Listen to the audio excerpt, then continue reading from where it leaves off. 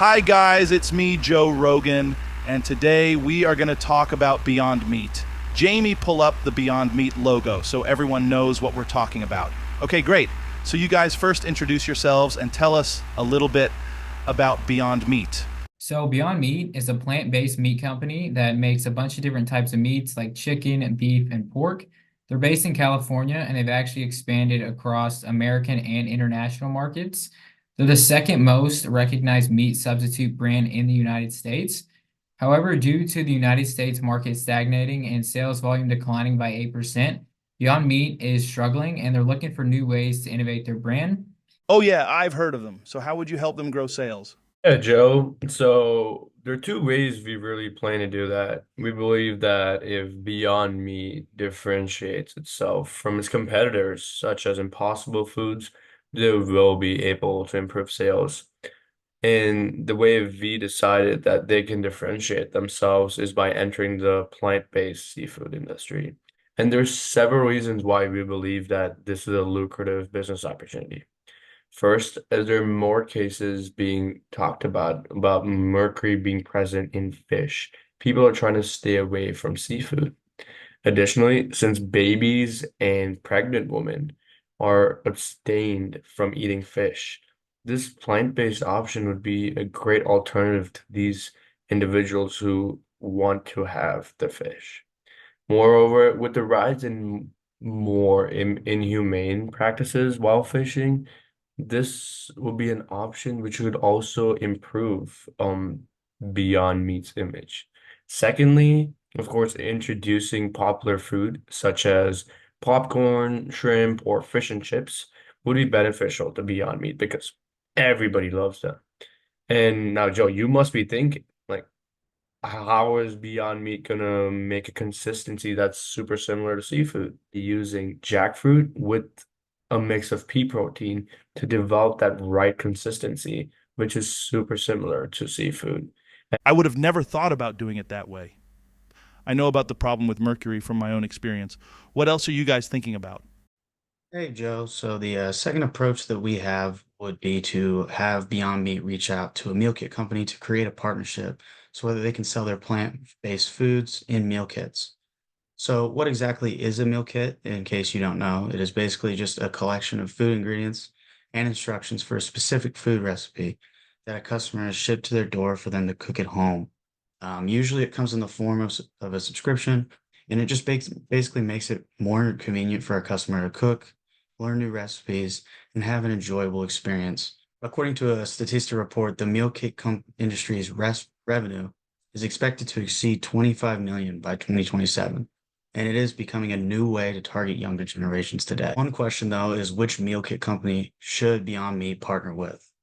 We personally believe that HelloFresh is a very strong meal kit company that Beyond Meat could partner with. HelloFresh currently has a very strong market share in the meal kit industry as it right now holds 28%, according to a Statista report, and is actually the largest market share in the meal kit industry right now. HelloFresh is also lacking in vegan and vegetarian options, as they only have 5 vegan recipes as well as 5 vegetarian recipes right now. And they're also known for looking for partnerships that target younger audiences, which is what Beyond Meat does with their vegan and vegetarian options. And they've partnered with other companies such as Tinder, the WNBA, and lastly, the NHL. What could result from this ultimate partnership is that sales to Gen Z and millennial generations would definitely increase because of this. According to a Food Institute article, 49% of consumers ages 18 to 34 say meal kits are now part of their weekly grocery routine. And 72% of this age group also said that they would be interested in a meal kit that met specific dietary needs that they prioritize in their life. Also, what would come from this is brand reputation would increase into a completely new industry that they are not yet in. And it could also create foot traffic for Beyond Meat's products that are not necessarily inside meal kits and could be in grocery stores for those who enjoyed them when they purchased them through HelloFresh's meal kits. So the overall market share would increase. The Gen Z vegan population has jumped from 3% to 21% from 2017 to 2022. This is a massive increase in demand for vegan options, And if Beyond Meat can take advantage of this demand by creating a new channel of distribution, it could result in a major increase in market share. Oh, meal kits are a great idea. I know lots of people who meal prep for workouts and stuff, and there's never enough vegan options. But why did you guys choose those two recommendations? Like, what kind of framework are you guys using for your external and internal analysis? Yeah, thank you, Joe. Let's look at an internal analysis for the seafood option real quick. The obvious strength here is that Beyond Meat has great expertise with plant-based products and already a well-established customer base for them. The weakness is that they have no prior experience with seafood. If we look at it from an external point of view, there's an clear untapped market, which represents an opportunity. While there could be a threat coming in the fact that replicating seafood texture and flavor might be a little difficult. If we look at the VRIO analysis, it is clear that it is both valuable, rare, and organized. And so this could be a great opportunity.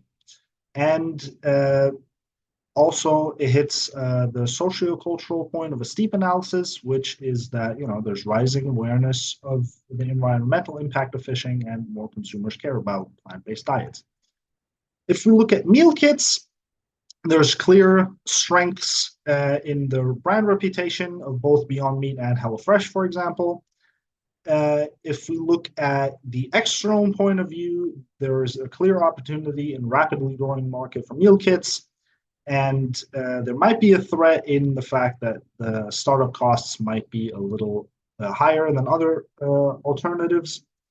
And if we look at a further analysis here, this option is clearly valuable, rare, inimitable, and organized, and aligns with the sociocultural aspects and economic aspects. Good that you guys did your research. Is there any potential problems that could come up?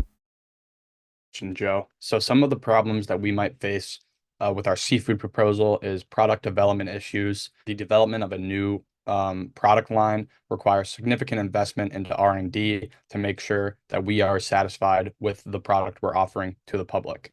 The second issue is supply chain issues. Sourcing these ingredients such as jackfruit and seaweed at a significant scale might pose supply chain and procurement challenges initially.